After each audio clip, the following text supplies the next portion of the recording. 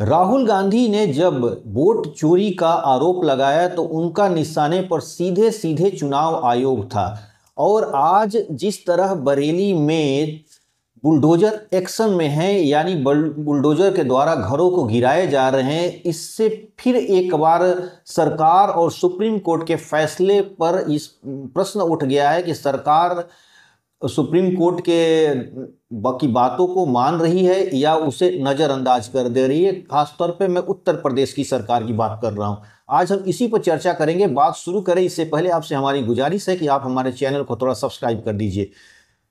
देखिए, नवंबर 2024 में जब सुप्रीम कोर्ट ने यह आदेश दिया था कि बुलडोजर एक्शन नहीं होना चाहिए, यानी बुलडोजर एक्शन पर जिस तरह सरकार उत्तर प्रदेश में और मध्य प्रदेश और अन्य राज्यों में जिस तरह सरकारें एक तरह से बेलगाम होकर बुलडोजर चला रही हैं और लगातार घरों को गिरा दिया जा रहा है, इस पर नवंबर 2024 में सुप्रीम कोर्ट ने एक आदेश दिया था कि आप ऐसा नहीं कर सकते हैं। यानी आप उस घर को नहीं गिरा सकते हैं कि जिसके ऊपर आरोप हो कि उनके घर का एक सदस्य किसी अपराध में संलिप्त हो।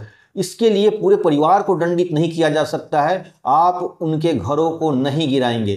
लेकिन बरेली में आज क्या हो रहा है, यानी सुप्रीम कोर्ट के इस फैसले को एक तरह से तार तार कर दिया गया है। यानी जो राहुल गांधी जब बात उठाते हैं कि संवैधानिक संस्था यानी वोट चोरी की बात जब उठाते हैं, तो ये बात साबित हो जा रही है कि कहीं ना कहीं सरकार जो है संवैधानिक संस्थाओं से या तो डर नहीं रही है या उन्हें बेलगाम छोड़ दी है, या एक तरह से सरकार के दबाव में ये संस्था काम कर रहे हैं।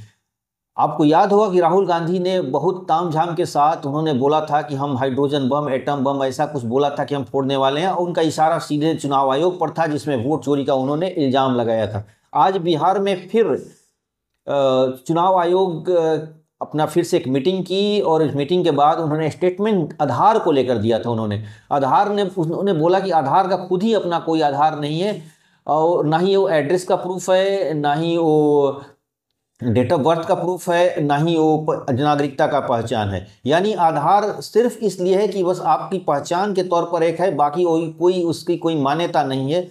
ये चुनाव आयोग के लोगों का कहना था। आज प्रेस कॉन्फ्रेंस में जब उन्होंने ये बातें कही तो ये बात निकल के आई।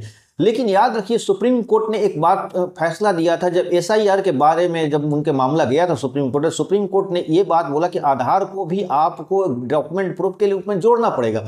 लेकिन यहाँ पर उस आदेश के बाद जब चुनाव आयोग के लोग ये बातें कर रहे हैं कि नहीं, हम आधार को नहीं मान रहे हैं, यानी डॉक्यूमेंट वही चाहिए जो शुरुआत में बताया गया था।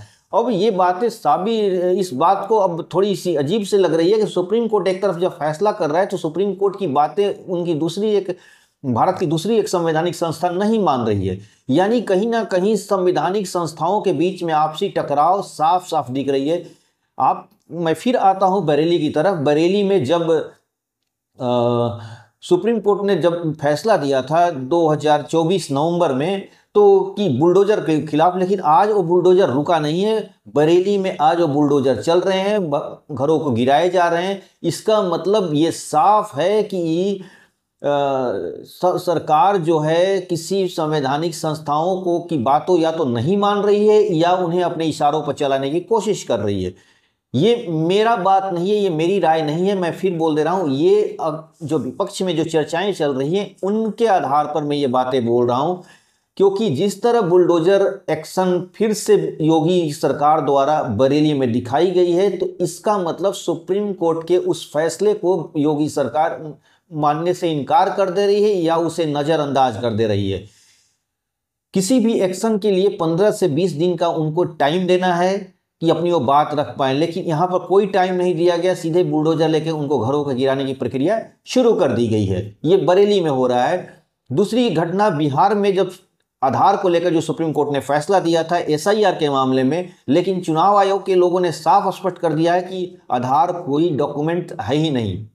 यानी आधार सिर्फ और सिर्फ है कि एक आपकी पहचान है बस, और ना ही नागरिकता का है, ना वो जन्म तिथि का है, ना ही वो एड्रेस का है। यानी आधार का खुद ही कोई आधार नहीं है। तब ऐसे में जब चुनाव आयोग के लोग ये बातें बोल रहे हैं कि आधार का कोई आधार ही नहीं है, तब सुप्रीम कोर्ट ने किस आधार के आधार पर आधार का फैसला दिया था।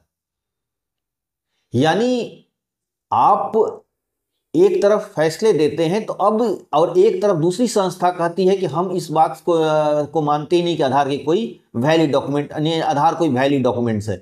यानी जो SIR हुआ है, और दूसरी बात की उसमें एक बात और उन्होंने बोला, जिस तरह विपक्ष में आज पटना में जो प्रेस कॉन्फ्रेंस हुआ था तो उसमें ये बातें निकल के आई हैं चुनाव आयोग के द्वारा कि अक्सर बिहार में कहा जाता था कि इसमें एक बहुत बड़े तबके जो वोटर लिस्ट में नाम जुड़े हुए हैं, आमतौर पे बांग्लादेश और नेपाल के लोगों का इसमें जुड़ा हुआ है। लेकिन इस पर चुनाव आयोग के लोगों ने प्रेस कॉन्फ्रेंस पे कुछ नहीं बोला और सिर्फ इतना ही बोला कि हम 65 लाख लोगों का डॉक्यूमेंट से नाम हटा रहे हैं क्योंकि ये अपात्र हैं। ये मतलब ये इस चीज़ के एलिजिबल नहीं है, मतलब इन वोट देने के अधिकारी नहीं है। लेकिन उन्होंने कहीं भी घुसपैठ की बातें नहीं की। यानी घुसपैठ की जो चर्चाएं हो रही है सत्ता पक्ष और विपक्ष के बीच में, जो घुसपैठ के लेके आपसी तूतू मैमे वाली परिस्थितियां पैदा हो रही हैं, इसका मतलब ये साफ तौर पर पता चल रहा है कि ये एक राजनीतिक स्टंट है। यानी अगर मामला घुसपैठ का होता तो चुनाव आयोग अपनी बातें जरूर रखता, लेकिन चुनाव आयोग ने घुसपैठ की कोई बात नहीं की और सिर्फ इतना बोला कि जो 65 लाख लोगों का नाम हम हटा रहे हैं वो अपात्र हैं, यानी वो लोग वोट देने के अधिकारी नहीं हैं। अब यहाँ पर दो बातें सामने आ रही हैं। एक तरफ सुप्रीम कोर्ट फैसला देता है कि बुलडोजर एक्शन नहीं होना चाहिए, लेकिन यूपी सरकार उसकी बातों को नहीं मानती है और बुलडोजर एक्शन में है, बरेली में घर गिराए जा रहे हैं। दूसरी बात, यही सुप्रीम कोर्ट एक फैसला देती है कि आधार को भी SIR में जोड़ा जाए, लेकिन दूसरी तरफ चुनाव आयोग के लोग ये बात कर रहे हैं कि आधार का कोई खुद ही आधार नहीं है। यानी संवैधानिक संस्था आपस में टकराव की स्थिति में है या एक दूसरे की जो बातों को नज़रअंदाज करने की तरफ बढ़ रहे हैं। यानी भारत में एक तरफ संवैधानिक संकट की स्थिति तो नहीं है, और ये बात अब इस पर चर्चा होनी चाहिए कि क्या सुप्रीम कोर्ट के दिए हुए फैसले अब अमान्य हैं या उनको अब संवैधानिक संस्थाएं मानेंगी या नहीं मानेंगी, ये उन पर निर्भर करता है। तो आज के अंक में बस इतना ही। 9 के साथ फिर आपसे मुलाकात होगी। आपसे हमारी गुजारिश है कि आप हमारे चैनल को थोड़ा सब्सक्राइब कर दीजिए, लाइक और कमेंट जो भी होगा जरूर कीजिएगा। धन्यवाद।